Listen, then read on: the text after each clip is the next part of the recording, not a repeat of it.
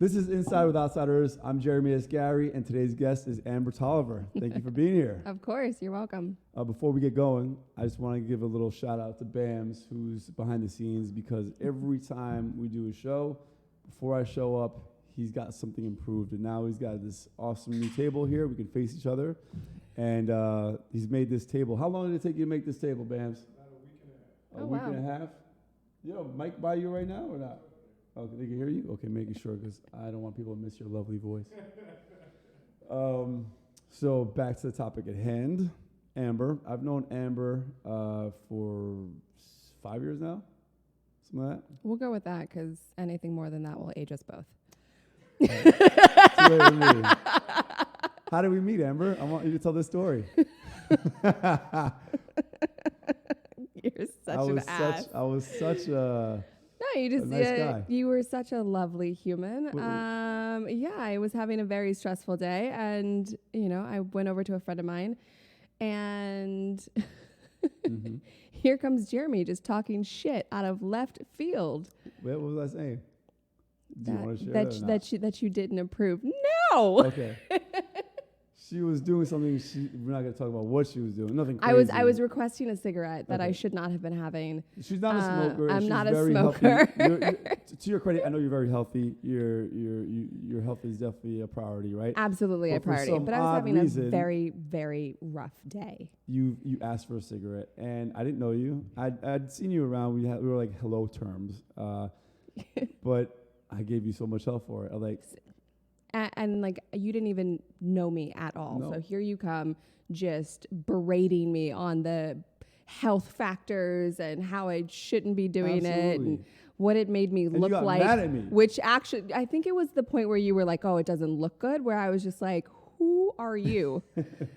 And why do I care? My services, my advice for you. You volunteered your advice, your opinion, which nobody asked for. No, but you're gonna get it. Yeah, that sounds like Jeremy, all right. Yeah, right. Like I was like, I'm sorry. Who are you? By the way, when you arrived and your usual sarcastic self, we expected, love that about you. And then there's Bams. I knew I was in trouble for this interview. This is gonna be great. At my expense. Yes. So I'm all for it, though. Let's do it. You're Bring welcome. it on, Bams. Bring it on, Amber. You're welcome. So let's start off. We want to know a little bit about your background, your history, where you're from. The whole point of this interview series is to tell people your story. You've been a great pivotal part of Outsiders because you were there from the beginning. You partook in some of our early on bike rides, or Rockway rides, and you were more than happy to post stuff when I asked you, hey, can you please post something? We have a sponsor and be happy. And you did. And I really appreciate it. Yeah. Sincerely. But let's start. Where are you from? I am from Chicago, just outside of Chicago, to be specific. Grew up out there. I was actually born on the East Coast, though. So I was born in New Haven, Connecticut.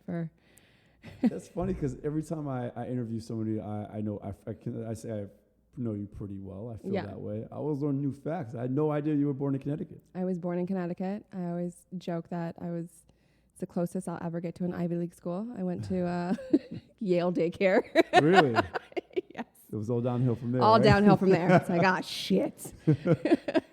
But my parents moved us to the burbs in Chicago just when I was about 2. What brought them to Chicago?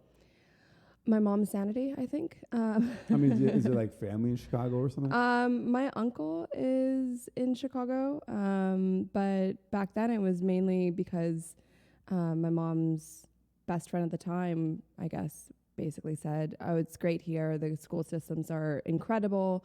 And my mom was profoundly miserable in Connecticut. So what was so terrible about Connecticut? Have you been there? Yeah, but Connecticut's a big state, right? It's a big state. You're right. I want to say, she just kind of, I guess, felt a bit like an outsider. You're welcome. I didn't ask you to do but that. not in a good way. Gotcha. My dad was traveling internationally for a significant portion of my childhood, so it was her and 2 kids at the house. And so I guess she just felt like she wanted more of a support system. What was your dad traveling for?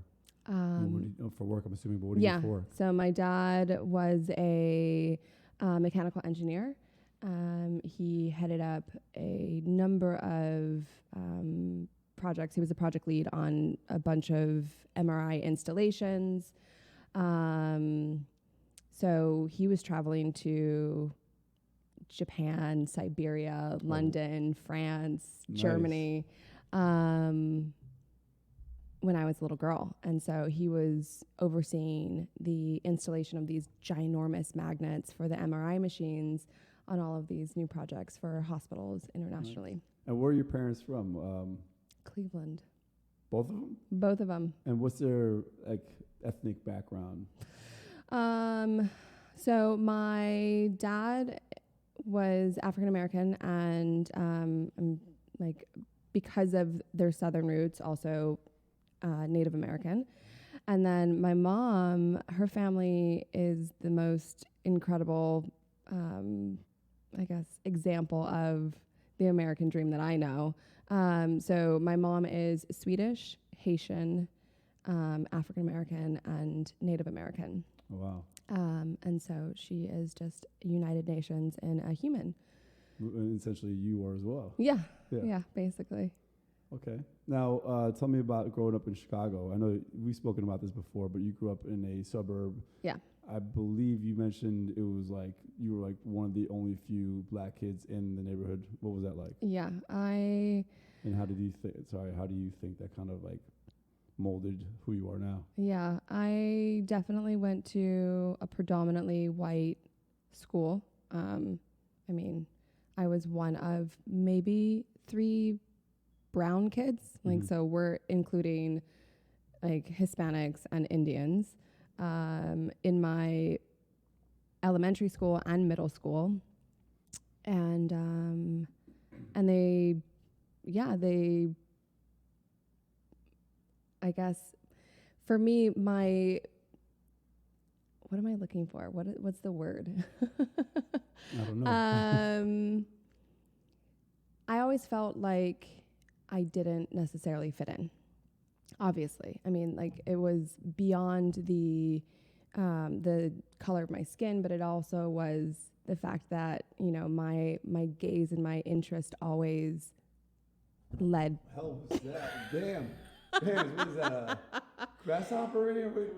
No, it's like a huge insect just flew past my ear and flew into the light. It's a stink bug. It's a stink bug. All right, this is interesting first, and she's grabbing it with her hands. There we go. They're like in my house always. All right. And I'm still trying to We're figure taking a bug break. That's the first. Thanks for being my hero and You're saving us from the welcome. bug. Why are they called stink bugs? Apparently, if you scare them or if you do something, they release something that smells. Thankfully, I've never had that situation. Smell your hands This would right have been grabbed. It like, all right, yeah, whatever. You do. I'm not smelling your hands. You do it. Nope. No. I know your hands smell good because you're a germaphobe. I am a germaphobe, but I will grab a bug. We'll get into that in a second. It's better than squishing it, and then you got guts everywhere. It's like, what's the point? Yeah. Let's But go yes, back to the topic at hand. Yes. So yeah, what I was trying to say earlier is that, even though I was one of 3, I still didn't necessarily feel like I fit in with those 3. That's not very many options for you either. No, it's okay right? for you not It's to like, feel like you fit in. so I just felt like this lone wolf, I guess. And I always knew that I wanted to leave, like immediately. And did you always know New York was where you wanted to go, just a big city in general? It wasn't even Or a big just city. out of Chicago? I knew that I needed to get out of the suburbs. Like not even out of Chicago, not even out of the Midwest.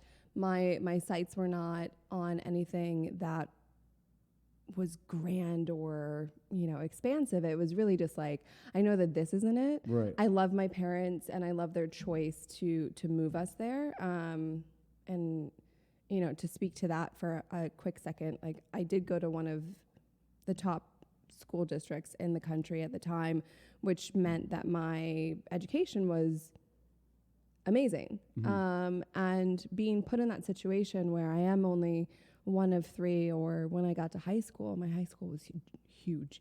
My graduating class was 1,100 students. Oh, wow. Yeah. We used to joke that our school looked like an airport, basically, because there were like glass terminals that connected buildings. It was way too much. Is that like the parts of Chicago that like those 80s John Hughes movies would take place, like the suburbs, or am I? That would require me to know that reference. I think she's trying to make a joke on my age. No, but I mean, if that's where it leads like Ferris to. Bueller, yeah. Business. Yes. All right. 100%. I got a question about, because I heard somebody I watched a video, they went to school in Chicago. One of the schools was actually in like an, almost like a high-rise building. Yeah. I mean, in the city, yes. I went to school and grew up outside of the city. It was about like a 30-minute drive from downtown. Okay. So, but yeah, I mean, yeah, the school was huge for no reason. And yeah, I knew that I could not stay there as soon as I graduated. And so I left. How did your brother feel about it? And your older brother, right? Yeah, he hated it. We both hated it. What I mean, he must have left before you did, right? I mean, did he go to college first? Yeah, he left. He moved to Cleveland, actually. And him and I just like, we never felt like we belonged. We were appreciative and really respected the decision, but like, we also were like, we don't fit here. Right. So we need to go figure out where we do fit. So my brother left and went to Cleveland, and then moved back promptly.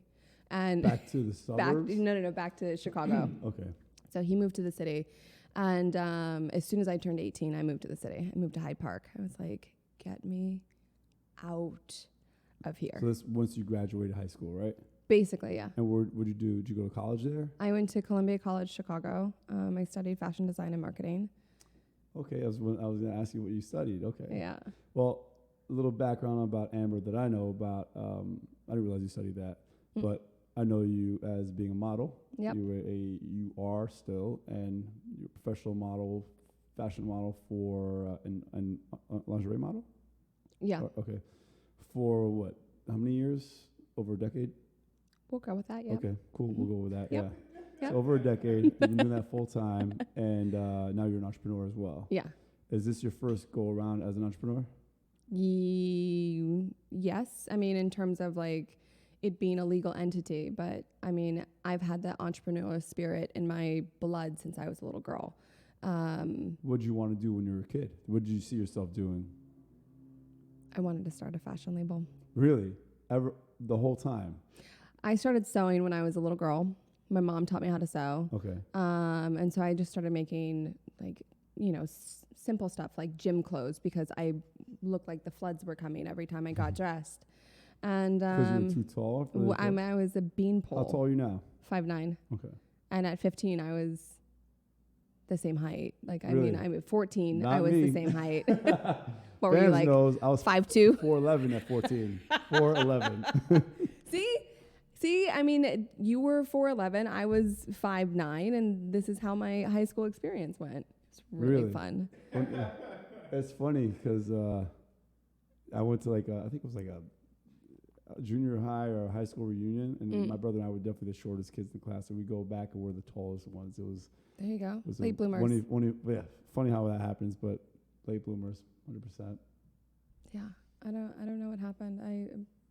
I sprouted and then like promptly stopped at. But you wanted 15. to be a fashion designer. But when did you get picked up as a model? I mean, you were 5'9" at 15. 15. Really? I signed When did you start working? At 15. Tell me, what kind of how'd you get discovered? What kind of work were you doing then? Well, I was a total tomboy. Played sports. What sports you play? Track, volleyball, softball. Okay. What was your event in track, by the way? I was a sprinter. 100 meter, 200, 4x2. Yeah. Okay. Gotcha. I did that in college. Yeah. No. Would you like I did that in college. Should we give you a gold star? Wait. I did that in college not because I was recruited to, because the track team had no athletes, and I was fast for basketball. So they're like, we need athletes. You don't need to practice. Just come. And I'm like, all right, Why not? showed up. Yeah. It was cool, but the track athletes are on the next level athletically. It's insane. Yeah. And we trained hard. Mm-hmm. And I had no time or patience for any frilly bullshit. I was not into dresses, not into makeup, not into fashion at all. Really? I worked. Well, when did that stop? Because you said you were into fashion before. And when that stopped, what did you see yourself doing in the future? I was into sewing things for myself, and that served a practical purpose, right? Like it was more so out of necessity than it was for like. But you said you wanted your own label from back then. Yes, to serve a purpose, not for like. I always equated fashion with like being frivolous until I understood that. So what part? It didn't have to be separate. What kind of stuff did you see yourself doing before understanding it wasn't frivolous only?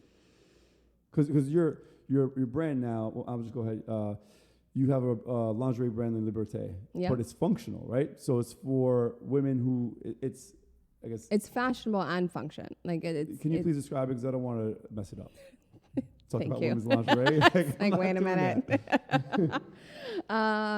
So it is a beautiful contemporary lingerie brand that's made for the modern woman, meaning it's beautiful lingerie that comes in sizes that real women are. So we carry everything from an extra small to a double XL. We go from 32C to 38H.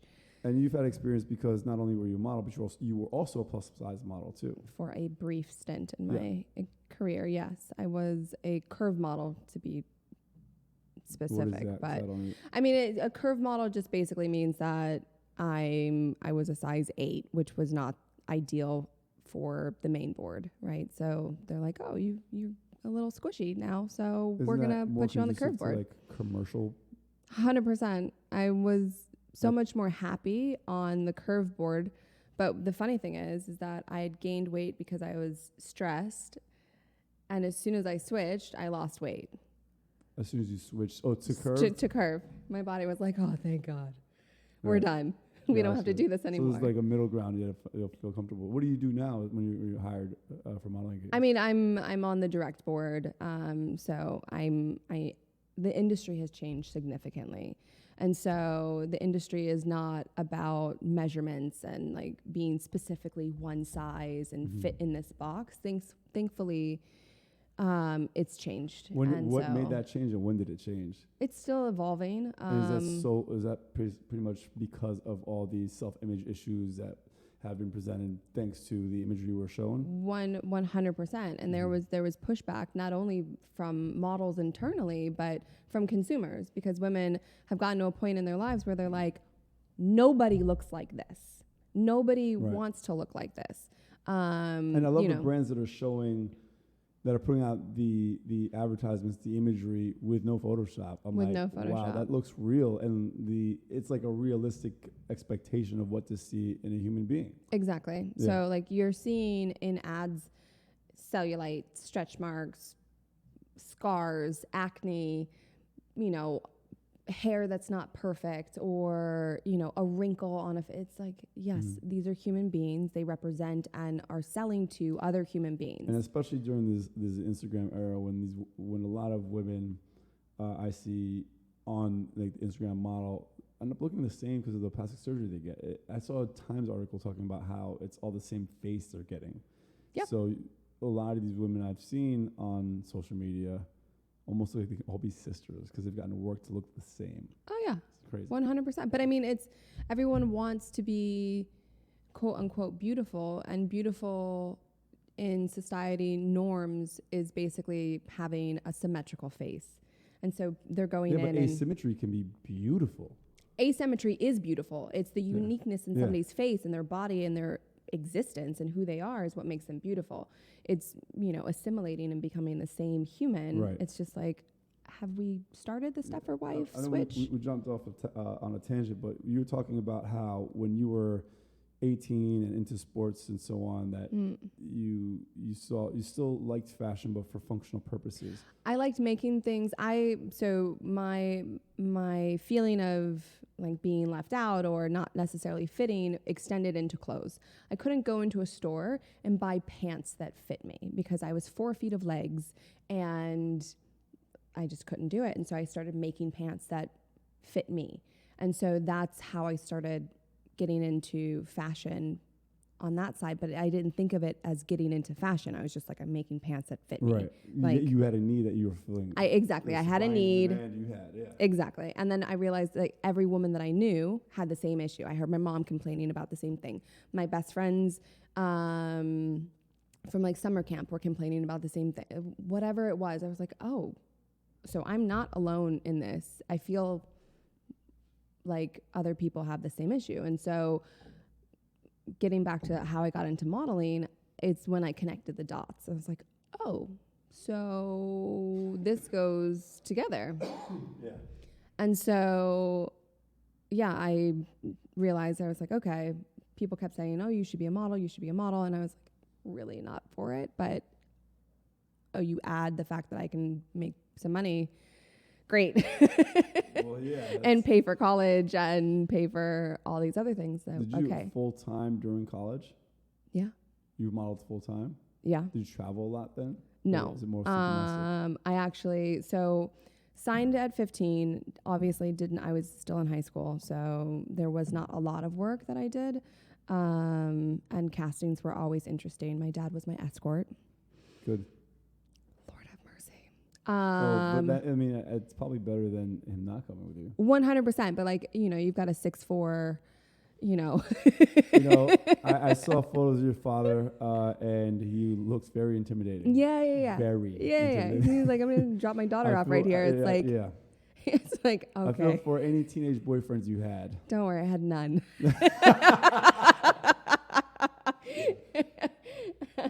He kind of reminds me of I think the soldier from Dusk Till Dawn, the guy who was like, again, the reference. Quentin Tarantino flick. Okay. Anyway, the guy was super intimidating. He was like a soldier. And when I saw a photo, like, that dude's, that's him. My cousins, when they were little, used to call him Shug. Come to death, bro. I was just saying, I was like, wow, that's a little aggressive. He is a big teddy bear, but don't piss him off. Yeah, exactly. Don't piss him off. Exactly. But yeah, no. So, but when I got into college, my schedule was basically open outside of my classes, and so my bookers pushed. You didn't decide to follow through with sports, or you just had no interest in continuing? I elected to go to Columbia College Chicago, which is a liberal arts school and has no sports. Okay, gotcha. And so that was really taken out of the equation completely. And truth be told, I had a part-time job. I had full-time school, plus I was modeling. I was a server. I think everybody should have that, like server or dishwasher, busboy. Everyone needs to experience the service industry.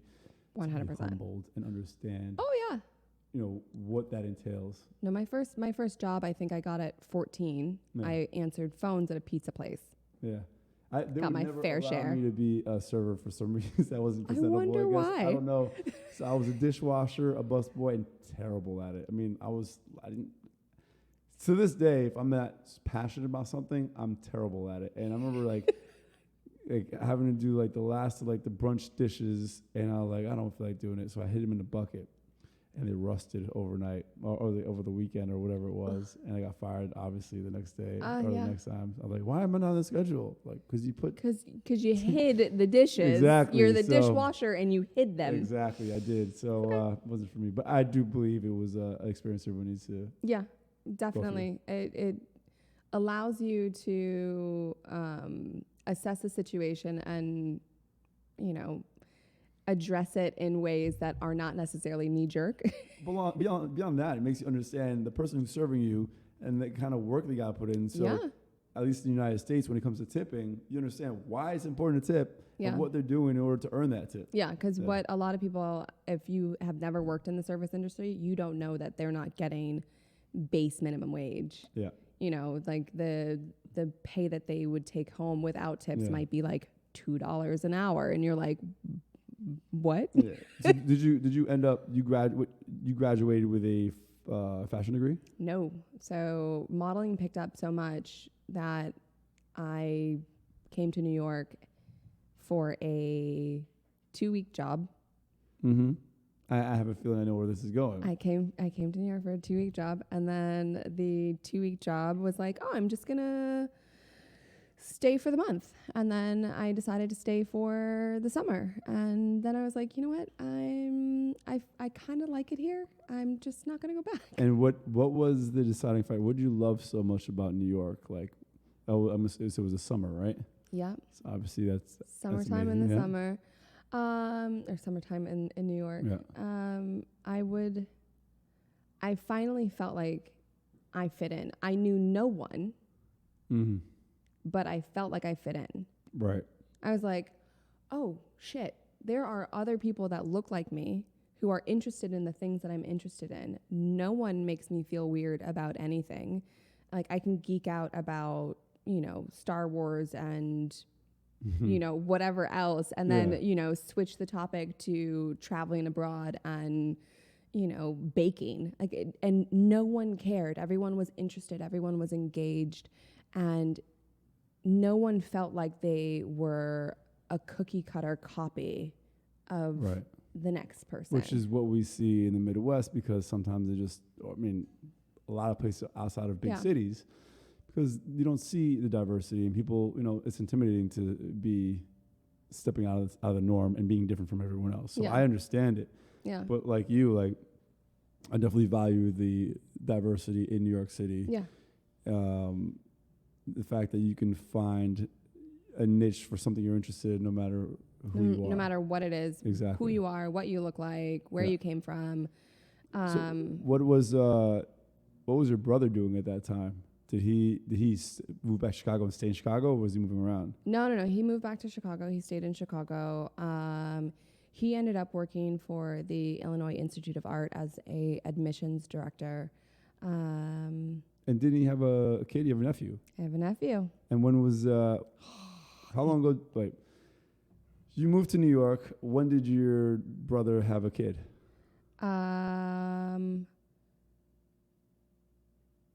He had Jalen, or Jalen was born, before I left. Mm. So, just before I left, actually. Oh, so you were, what, how old were you when you left? 22. Okay. Yeah. Gotcha. Yeah. And so I had this amazing little nephew who stole my heart, and I was like, no, Right. I have to leave. Who just turned 16, by the way, who looks way too grown, who is towering over everyone. And I'm just like, who are you? What are you eating? American hormones. What happened? what happened to my sweet little munchkin? Right. But yeah, so he's in Chicago as well? Yeah, he's in the suburbs as well. Okay. Gotcha. But yeah, it's God, time flies. Mm-hmm. It's disturbing. And so you're in New York. Yeah, What's your move? Full-time model? I mean, how does your life pan out? So I moved to New York, and while I loved it, New York happens to be one of the most beautiful, loving, and abusive relationships I have ever been in. The city will, beat you up and make you feel some type of way. Yeah, I posted the other day. I go to the city when I leave work in the morning sometimes to take pictures, and I see random people, and I'll say, "Hey, good morning." I said good morning to this guy, and he said, "Fuck you," and I was like, "Okay." I could have. It's like them coming to America. Fuck you too. And you're like, wow. I thought it was a joke when you first wrote it, but I'm like, you know what? Well, Bam's, some dude told him that for sure. Yeah. So my first year, I'm sure to have had a similar experience, because walking in straight from Chicago, I'm uber bubbly and way too nice, and I say hello to random people. I make far too much eye contact. And so that's funny. When my first year to Ohio, I was like, I can't be the New Yorker. I can't be that dude who's just not talking to anyone. Let me try to go out of my comfort zone and be like a small town hello person, right? Yeah.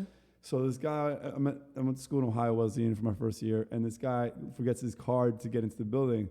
So I'm like, open the door. Hey, did you forget your card? He goes like, do I know you? I was like, oh, okay, back to New York. Well, I mean, it's Ohio, not. I'm kidding. I hate that place. But yeah, no, I think my first year, I mean, New York like ate all my cash. I, had the quintessential, terrible apartment experience. I lost my deposit, blah, blah, blah, blah, blah. So with all of this, I got very stressed, and this is when I gained weight and ended up switching to the curve board. So after my first year, you switched to curve board in your early 20s? Yeah, I didn't 23. realize that. Okay. Yeah. And I stayed on the curve board even though I was like an 10. Which is pretty much a normal size. An average human being. Yeah. The psychological effects of modeling is a whole nother show. But yeah, so switched to the curve board, and I started traveling more than I had ever traveled in my life. And if anyone knows me, I love to be on an airplane. I love to be exploring new countries and trying new things. And so it was addictive. Didn't you live in Paris for a while? I mean, it basically feels like it. Okay. But I was trying to complete my degree in my first 2 years, but I was traveling way too much. I was like, did you ever finish it? No. So it was kind of like, all right, well, am I going to sit in a classroom and try and learn all of these things, or am I going to go to London and Italy and South Africa and have conversations with real people who are doing this while I'm also modeling? And I chose the latter. Mean, learning by experience is, I think, it depends on your learning style. It's my learning style. I learned, same with me. I feel like, first off, if I can go back and study something else, I ended up with a major in communications and in PR and journalism. No one needs a major in PR, ever. Journalism, yes, I think is a great way to learn how to better communicate. But PR, no. But if I would go back, I'd say entrepreneurship would be a nice one, because I would have learned how to do business plans a lot sooner and all that. But so you learn on the go. When did things kind of slow down for you? Like when I met you, how far along you were still on the move, right? And you were slowing down to start this business. Yeah, there were I would probably still be on the move, but life has a way of like throwing in, some speed bumps that force you to slow down and reevaluate your life. And I'd always had those ideas in my brain, and it just, brought them all back up to the surface and said, okay, well, now is the time. You want to do something that's impactful. You want to make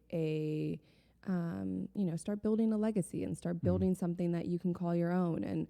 And so, when we met, I had just started just toying around with the idea of Liberté, and it hadn't really come full circle, and I didn't even know the name of it yet. I remember it. I remember a lot of those times a few years ago, and the sacrifices you made. And before we go down that route, because there's some funny moments, then do you mind speaking on some of the hardships? I know some of the hardships you faced and some of the things that paused, but would you be okay talking about that? Yeah, my life has not been, all sunshine and rainbows, as very few people's lives are. But so in 2013, that was probably the biggest shift in my entire world. My brother passed away completely unexpectedly. He had an accident, and I got a phone call from my mom, and her first 5 questions were,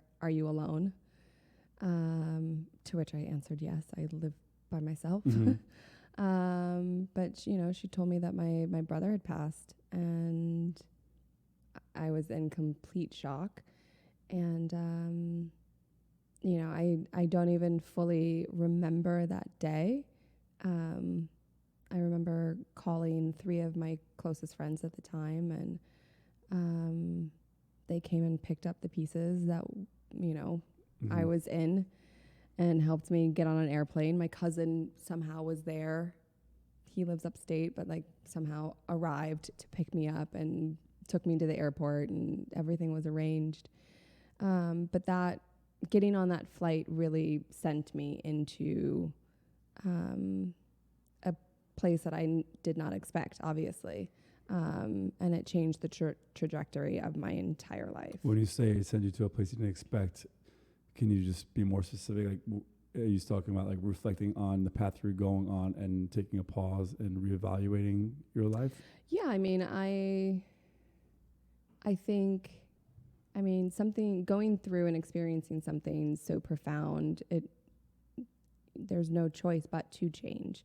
And I think I take things a lot more seriously than I used to. I know what's at stake even more. Mm-hmm.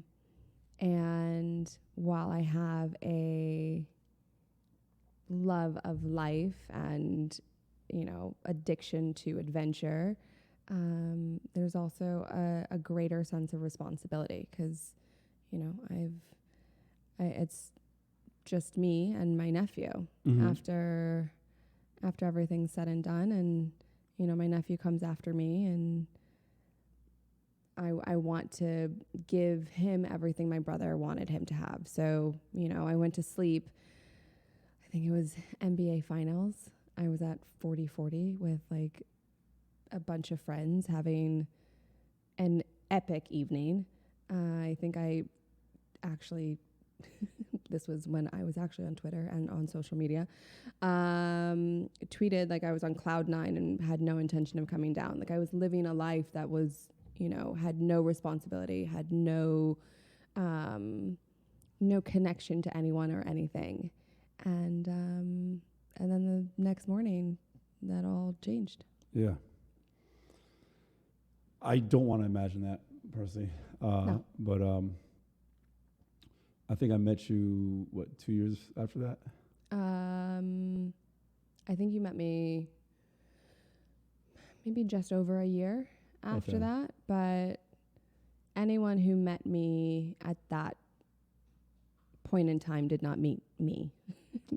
They met a shadow version of me. Right. That was still trying to figure out which way was up. Well, yeah, I remember I could tell, and I didn't know when I met you, obviously, I didn't know about that story, but I knew you seemed like you're looking for the direction you're trying to figure out your life, right? Yeah, A lot of us are.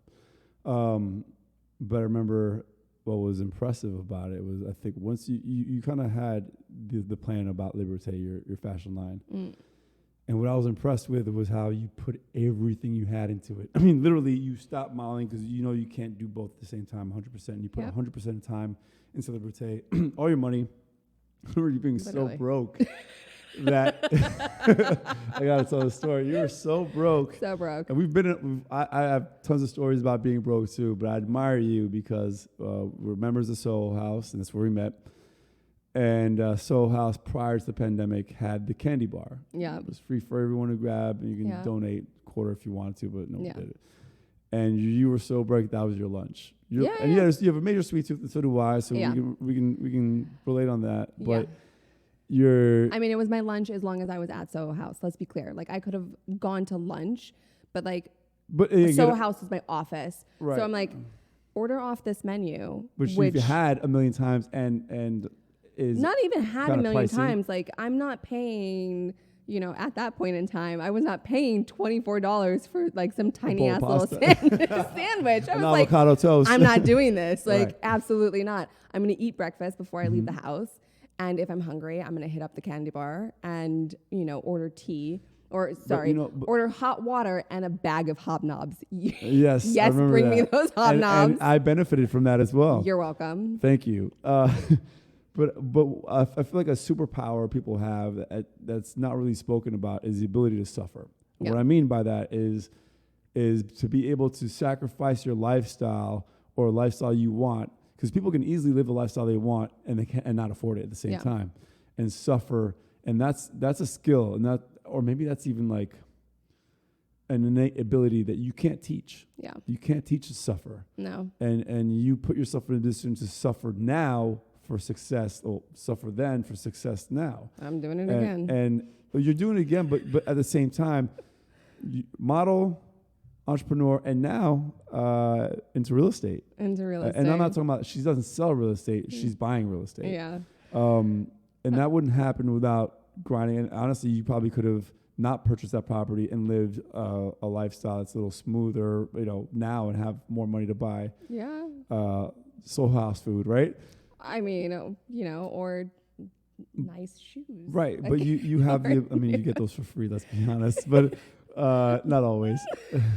but all jokes aside, the ability to suffer and sacrifice for the future is something that most people don't have. Like, I was talking to a friend of mine about this. We were describing the willpower it takes, right? And if you can control what you eat, right, that's huge. What you put in. He's talking about how he can starve himself at will. I'm like, you know what? I think I could do that too if I had to. Like, I know I can, but I'm not saying that I would. But like that kind of willpower is what I think people. It's like a formula for people who have that trait to be able to succeed, right? Because you can put yourself through anything knowing that you have a goal in mind and you're so driven and tied to that goal that you're willing to do whatever it takes. Well, and you have that. Here's the thing. I put my life and how I look at everything is based on perspective, right? What is sacrificing, a lunch every day at Soho House? Or you did more than that. You got rid of your apartment. You got rid of everything. New clothes. Yeah, no, you are 100% right. It was much more than lunch. I gave up my apartment. I gave up couch surfing, staying in people's apartments like mine, and getting the flu. Yeah, and all I know. I sold every nice bag, every nice coat, every nice pair of shoes that I bought. I mean, I worked my ass off, and liked nice things. And I still like nice things. And I have no qualms about, back when Barney's used to be a thing, going there and, dropping my paycheck because that's what I wanted to do. But when you wake up one day and your whole life has involuntarily shifted, everything comes into perspective. Well, that's what I was going to ask you. Did you attribute that change largely to your brother's passing? My willingness to make myself that uncomfortable? Yes. Because nothing will ever be that level of discomfort, that level of pain, that level of uncertainty and anxiety. Nothing has ever matched that. And, I hope nothing ever comes to me that would. But yeah, hell yeah. If I sat, so at my brother's funeral, I made him a promise, and that's I would build a legacy for the both of us, not just for myself, but for the both of us. And I can't do that or fulfill the promises I made to, take care of Jalen and, take him on trips and do all the things that him and I didn't necessarily get to do when we were little. And follow through on that without making those sacrifices. And so definitely, there were other factors into giving up my apartment, but yeah, I definitely made a conscious decision to, after my credit cards were maxed, my mutual fund was liquidated. I had nothing left in the savings account, nothing left in my checking account. My only expense that I was managing to pay was my rent. Every month I made just enough to cover my rent, and I said, well, I need a little bit more in the bucket to make this a thing. And I had nothing else I could give up. I had sold all my bags, I had sold all my shoes, all my coats. And you sold all this stuff because you already had decided to do Liberté, right? Yeah, and I said if I wasn't willing to bet on myself, then I was going to say that you bet on yourself 100%, and yeah. I've literally, I piled everything up. I was like, I'm all in. I remember. I got nothing left. I remember. You want the shirt on my back? Take it. And you bet on yourself so heavy, or put all the chips in, that, it paid off. You started getting press and awareness for your brand, and then you got certain people reaching out to you to be part of it somehow, and it's going great now. You've also picked up some of the modeling here and there, but I think that also kind of helps you in a way with Liberté. 100%. It was not as smooth as you just made it seem, which is very lovely. Thank you. There were definitely some speed bumps and some detours. Oh, I mean, I know that. Like that's we've spoken about a lot of them. And I think I'm glad you brought up the fact that it wasn't so smooth, because the depiction of that from the outside makes it seem that way. But talk about some of the hardships and how it wasn't, because I feel like people see social media and see people's success without seeing the effort, the failures, there's a lot of stuff that I feel like in the first quarter of next year, I want to talk about outsiders from this year. Yeah. Certain failures, I wouldn't say failures, but like bumps in the road that. They're never failures. They're always lessons. I agree.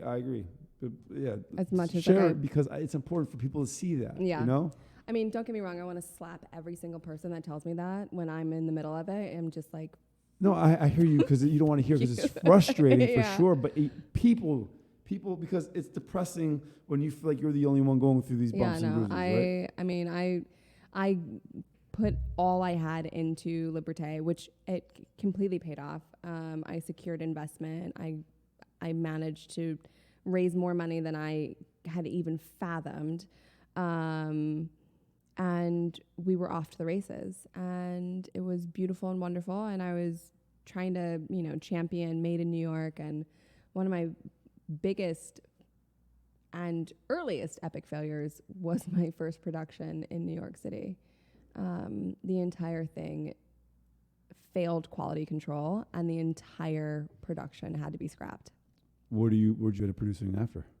Asia. I feel like, as much as we want to produce stateside because it benefits the economy, we don't have it. We don't have the infrastructure. We don't have the infrastructure. We don't have the people. Right. We don't have the know-how or the technology. And as much as I would back it, hands down, 100%, I'll pay the extra. Why? Because I don't have to meet the minimums. I don't have to worry about tariffs. So that was another one. Like, moved to Asia and got caught in the trade war and got hit with insane tariffs. So I'm happy to pay a premium to have Made in America or Made in New York. But at the end of the day, we have not invested in or value that enough to have made it a priority. And until that happens, unfortunately, it's going to have to, for underwire bras and what I do specifically, it has to be overseas. The truth of the matter is, no matter where you are in your business, there's always bumps in the road. Yeah. And life is it's a constant struggle, right? And it keeps it interesting. It does, but also it keeps you sharp. I saw my cousins were here from Paris, and you saw them. Yep. And we had a discussion about being retired, age, and mental health in the sense of like actual brain function, right? Uh-huh. And when retiring, it's important to always challenge yourself. Always challenge yourself. Once you stop challenging yourself, it's a muscle. It goes away. Yeah. And it goes downhill fast. Yep. So, people who never retire or retire and find more work and always challenging, like my mom, I'm like, Mom, chill, relax. She's always on a project at home. And I realized, like, you know what? That's good. It's a good thing. You always have to be working. Always have to stop. And think about it sounds exhausting, but at least when you get to a certain point in your life, you can kind of take it on your own terms when need be, but always push forward. Yeah, like you can put in work without needing to put up with bullshit of managers or whatever. More on your terms, but always challenge yourself. Yeah. It sounds exhausting, but think about it. Like, you would never be sitting on your butt doing nothing either. You drive yourself crazy. I actually don't know if I know how to do that anymore. I have to agree. I'm actively trying to sit still. It's funny. I just came back from Stockholm, trying to build Stockholm, and I got home. I'm like, I'll take a couple of days away. The week around Christmas, I'll do nothing, and I'm like, I wake up, I'm like, do nothing. Like, who does that? I know. I don't know how. Like, I'm like, 'cause my mind, I'm like, all right, my competitor, I'm not moving forward. I'm failing. This might be an extreme view, and that might be a motivating factor, and I don't quite like being motivated by fear. Yeah. But at the same time, also love the work. I love the challenge as well. So finding something that you end up loving, and you seem to have found that. I definitely have found it. Especially with your new venture too, real estate, because working like a horse right now on that. Tell us. Yeah. So Amber has recently purchased property Yep. in Hudson, New York. Hudson, New York. And it's something that we might tie together with something with outsiders. We've spoken about that. We'll talk more about it. But I could see you. I mean, the place is gorgeous. You've got great taste, but I could see that being your next step in your career. Not to say that you leave Liberté alone, but it's something where I can see you also excelling in. It's definitely a passion of mine. And for anyone who knows me closely, we always joke I'm Bob the Builder, like the female version of Bob the Builder. It also helps that you're like, in a positive way, OCD, right? So you're detail-oriented, which shows in your place. Yeah. Thank you. And your business as well. Thank you. I mean, probably every aspect, which is probably why you're hired as well as a model, because you're detail-oriented. Probably not to mention good-looking too, but yeah. It's like probably not as a model, but it definitely helps with the quality of the products that, you know, I put out with Liberté as well as the house. I'm also really hands-on, and I realize that I am my most happy when my hands are in it, whether it's, you know, like I'm doing a fitting or helping with technical design, or in the case of the house, I mean, I've got my hands in everything. And so, you know, ever since I was a little girl, my dad always kind of treated me like a little boy. And so he was a carpenter by hobby, an electrical engineer by trade. But, you know, when he wasn't building computers in the basement or tinkering on some other things, he was doing all of the repair work and carpentry work in the house. So he built our kitchen cabinets, he installed all of our floors, he repaired all of the holes me and my brother put in the walls. The holes you guys put in the walls? Okay. We had an eventful childhood. And so he taught me how to do all of it. And so when I decided to purchase the house, I realized that I knew how to do just about everything I needed done. That's amazing. And it was a bit of my stress release. And so I dove in head first and tore the whole house apart. Like I literally tore the whole house apart. I think I had 2 weeks of demo. Yeah, and I know you were told not to tear everything apart. So, yeah. I sometimes have selective hearing. Yeah. I've been told. Well, it came out great. I do have some questions to ask you Yes. about you personally. So, Okay. what does success mean to you? Like, how do you evaluate success? Success to me is the ability to provide for myself and the people that I love while maintaining a level of mental stability and happiness. If I have all the money in the world and I can pay everything or pay for everything and provide, but I'm profoundly unhappy and mentally unstable, that's not success. What makes you happy? Getting my hands dirty. Work makes you happy? What else? Like actually, well, I mean, so yeah, getting my hands dirty, meaning like, yes, being tangibly connected to my work, traveling and, you know, eating my way through everywhere I travel. It's a great way to learn the culture. I think we haven't traveled yet, right? Have I seen you in another place other than New York? No, we keep missing each other in Paris. Paris, yeah. All right. Well, that's the place. Is a great place to eat your way through a city. No kidding. Well, I already kind of got your goals and dreams. What is a dream that you've yet to achieve? Like, and it could be really anything. It doesn't have to be in line with what you're doing business-wise now, or even, you know, securing financial stability for your family. What is a dream? Any dream? I want to get back on an airplane without COVID. Jesus. I think that's a dream all of us have. Go that want to sit travel in a hammam in Morocco. Like, I've always wanted to go to Morocco. That is a dream of mine. We did that with Outsiders, and you missed that, but we're going to do it again. Just take it in. We're going to do it again. I've already decided we're going to do it. I think 2023 we're going to do it. Hold me to it. I think we're doing it again. I will hold you to it, and I will join. Egypt, I think. Ooh. Yeah. Definitely want to go back to Egypt. Yeah. But yes, outside of travel dreams, my dream is to be financially stable enough where I can like actually learn to sit down. Do you want a family? Yes. So that's a dream, right? I didn't realize we were going like through the whole gamut of like no. dreams. But I guess. Well, I mean, I got a slew of them, so we can talk all night. I guess whatever stands out as a dream that you must achieve in life. So. Yeah, I mean, so yes, I want to have a family, whatever that looks like. I've never been like super pressed on marriage. I find the whole construct a bit archaic. Mm-hmm. A bit. I mean, I'm open to it, but it's not. You're talking about like the legal act of marriage. The legal act of marriage, where like I need to have the government tell me about this. Yeah. You do it for tax purposes, essentially. Oh, that makes it so romantic. Holy shit. Well, since you put it that way, where's my ring? Yeah, and I mean, I don't know.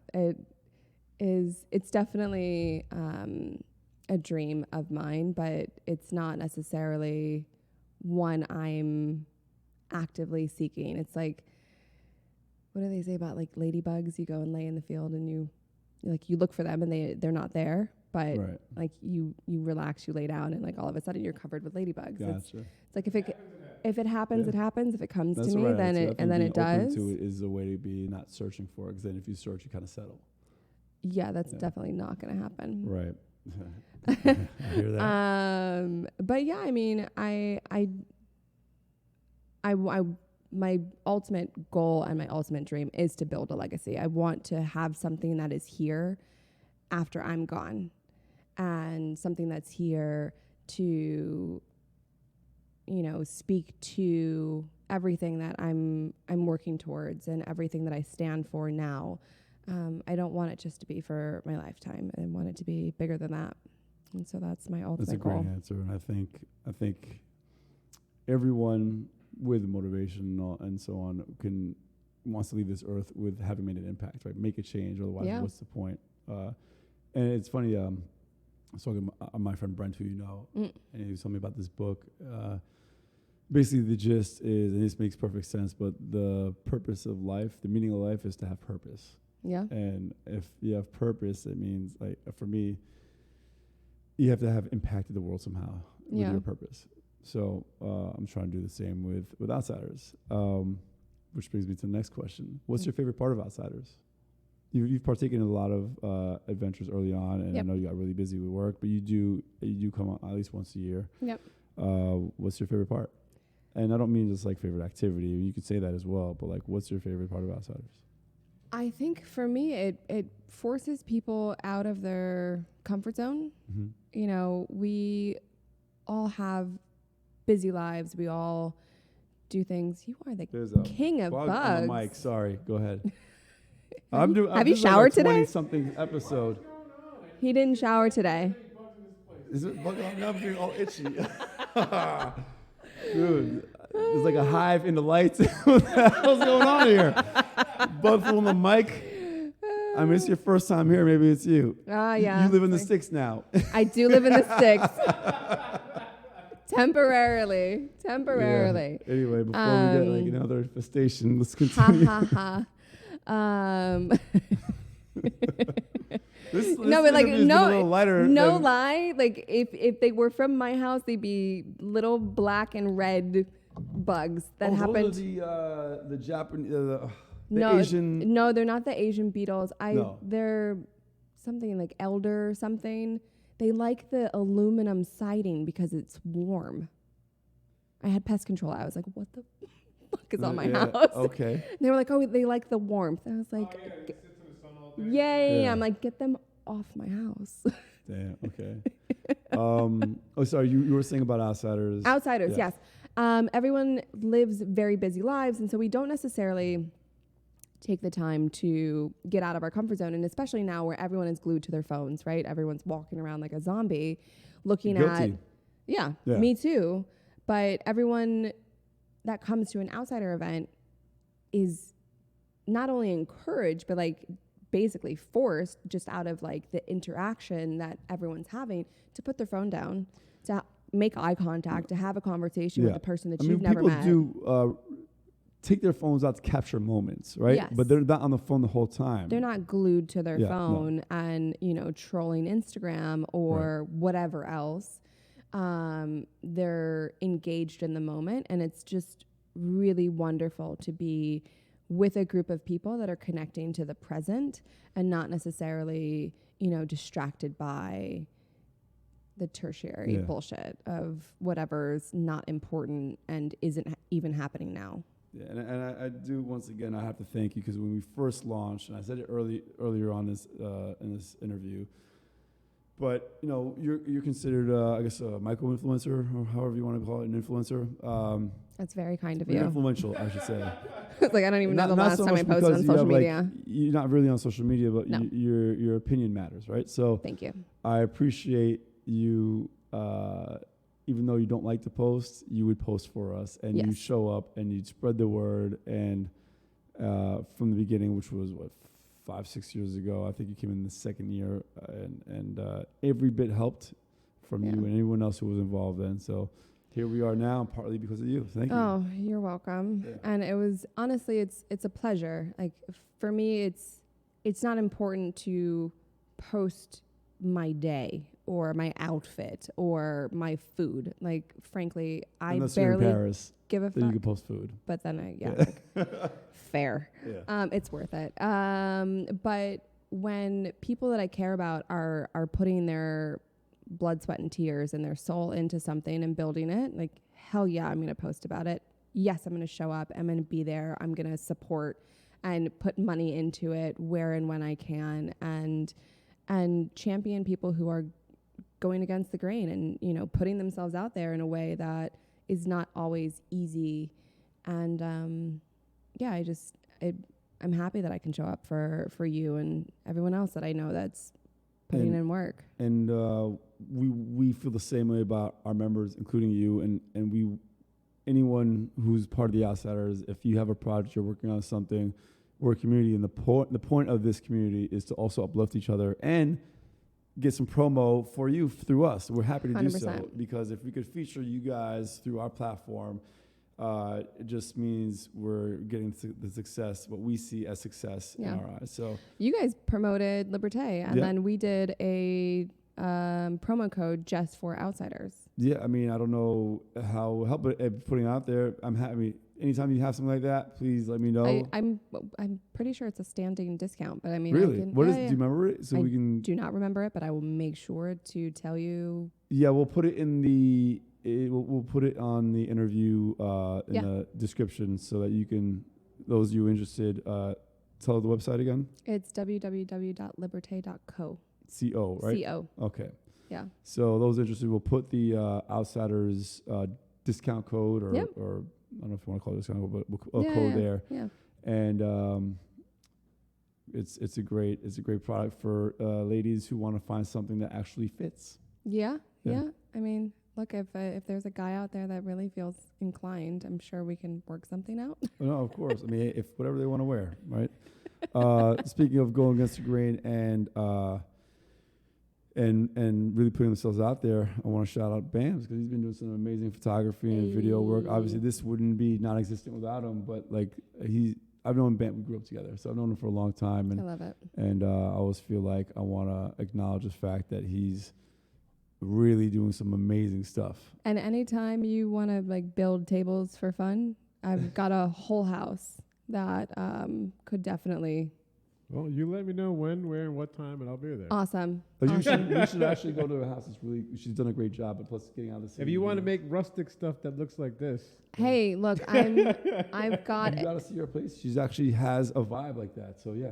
Yeah, it's farmhouse chic. We'll go with that. Farmhouse modern. I mean, that's kind of where I went with the table. It's kind of like Yeah. a farmhouse type chic. Exactly. It's like Exactly. almost like a barn door ish. I literally, it looks like I cut the floor out of somebody's apartment. Yes, and brought the it floor does. in. Yeah. It's Someone's- great. Yeah. I It's like great. I like it a lot, and again, like just feel like giving credit where it's due. 100%. Another last question before we get into our 5 rapid fire questions Okay. is what is your most embarrassing moment?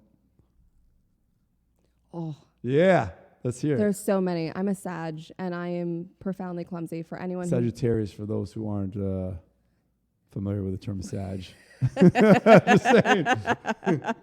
fair. For those who don't ask Fair. you what time you were born. Yeah, right. What hemisphere? I am profoundly clumsy, but I think my most embarrassing moment, I think I was 18 or 19, and this like for whatever reason, this is the first thing that still pops in my mind. I was on a date, and we were at the movie theaters, right? And I had already graduated high school. I had moved into my apartment. I was like completely feeling myself. I was like, I'm 18, I got this. Like, I'm so cool. Hell yeah, I'm in the city now. And like, whatever. My boyfriend at the time lived in Cleveland. Go figure. And so we were going out on a date. He took me to the movies. We're both holding popcorn and soda, right? So like we're walking up the stairs, and I trip, and I completely bust my ass and like drop half the popcorn. I was like, okay, that's excusable. It's fine. You're walking up the stairs and you still trip. Good for you, but it's okay. 2 steps later, I trip again and drop everything. Oh my God. I had no reason to. Like I was not inebriated. It was clearly lit. There was no reason for me to be just like I falling think over Javier myself. still owns the title of most embarrassing moment. Javier, I'm not sure if you heard, but Javier's most embarrassing moment was, I was crying. So he I think he was in high school at the time with tearaway pants, right? Oh shit. So he's getting on the school bus, and the door closes with a piece of the tearaway pants caught, and he walks up the stairs and no more pants. Please tell me you had boxers on. I think he might have tidy whities. Oh no. Shout out to Javier for thankfully sharing that story. Oh, That's amazing. Yeah, that's a better one than mine. I'm pretty sure I've got. We've got a few good I've got- ones, but Javi's I think takes the cake for sure. That's fair. That's All right. fair. So before we go into the 5 rapid fire questions, is there anything that I haven't asked you would like to share with the audience about yourself? Anything? It could be anything you want to tell. I have no idea. I mean, there's so much that we didn't cover. Let's talk a little about it. We don't have to rush into the questions out. Where do I even start? My love of plants. You do have a green thumb. I've got a green thumb. I'm putting a garden in the backyard. Nice. Okay. Like a proper garden. Anything else that? No, it's just gonna be me talking about myself for no reason. We're here to learn about you. So give me some info if there's anything else you want to share. No. You're a new skier. I am a fun. new skier, and Yeah. I'm so excited to go out this year. We I've got a my few boots. more. Actually, we may have stuff every other weekend. We're working on a deal right now, so we'll have something for you. And being I that you bet. don't live Hunter Wyndham, Okay, that's Yeah, 30 minutes from the house. exactly. Shout out to anyone who needs a ski rental. Ski rental. Oh, Yeah, home. because yeah. That's So right. what Jeremy did not get into is that I'm not living in Hudson for life. I'm not gonna move up there and become an old cat lady. I purchased the house to be a rental property, either monthly rental for families or people that want to, get out of the city for a month at a time, work from home vibes, or Airbnb. And it's only 30, 40 minutes from the mountains. So, And it's only 30, 40 Convenient. minutes from the mountains. Exactly. all right. Well, I think that's enough random facts. We'll have to have you back here to get We- some other stuff. We But don't need to have any more random in the facts about me. meantime, 5 rapid fire questions. You obviously know how that works. Are you ready? Probably not. Okay, let's go. What's your favorite city other than New York City? Paris. Okay, I had a feeling that was Paris. I wonder. If you could do any other profession what would it be? Out of the 3 that I already do? Anything else? Oh, shit. I would be a florist. I can see that. What's your biggest fear? Germs.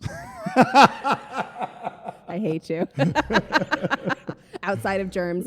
It's actually not germs. It's dirt. Like, I just don't like dirty people or things. That's fair. So what's your biggest fear, though? My biggest fear is fear of rejection. Wait, hang on. You don't like dirt, but you're doing a garden. There's a difference between like dirt that Soil, comes from soil yeah. and like filth, right? Like New York City filth. Yes, you will come into my house and you will take off your shoes. However, I will definitely run around my backyard barefoot. I know it technically doesn't make sense, but my backyard does not soil have is not necessarily vomit, homeless people pee. We can make that shit. happen. I have cameras now. Thank you very much. Okay, so that's your biggest fear. Okay. What's your vice? Bread. Bread? That's your vice?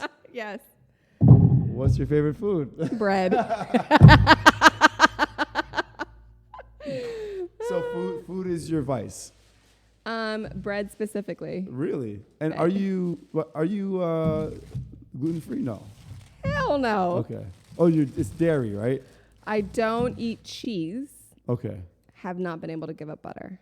Gotcha. So It's not your favorite meal, I get not meal, but like your go-to as you're always happy with is bread and butter. We spoke about this in the past. Oh, like I can wake up in the morning and just have bread and butter. I can have bread and butter for lunch. If that's all I have for dinner, I'm totally okay with that too. Her favorite city is Paris, and she gets bread and butter. I'm convinced she's like French? in her past life French. Yes. Absolutely. Either that or Italian. Oh, true. Anyone with good taste, right? You could be Italian and like it. I'm just saying, who doesn't like this? You're supposed to share that with me too. Oh, shit. Yeah. Okay. Bams, would you like? And this is bread from Balthazar. Okay. Eh. I know she's a fancy one. This one. Apparently, it's not that great, though. It's a little hard, but It's supposed to be crispy. yeah. Hopefully, there's no bugs flying into this one. I'm just saying.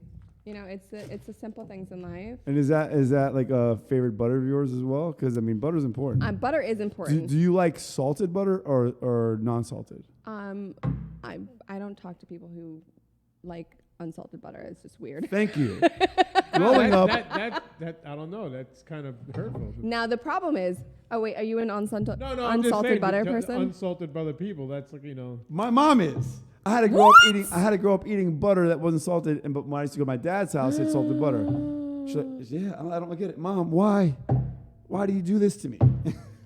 No, but really, there's a big difference. I just wish that we were so like into it that we had like multiple types of salted butter. Like you go to France and you get the demi-salted, the extra coarse salted. It's just like, why do I have 9 options of salted butter? But I'll take it. Thank you.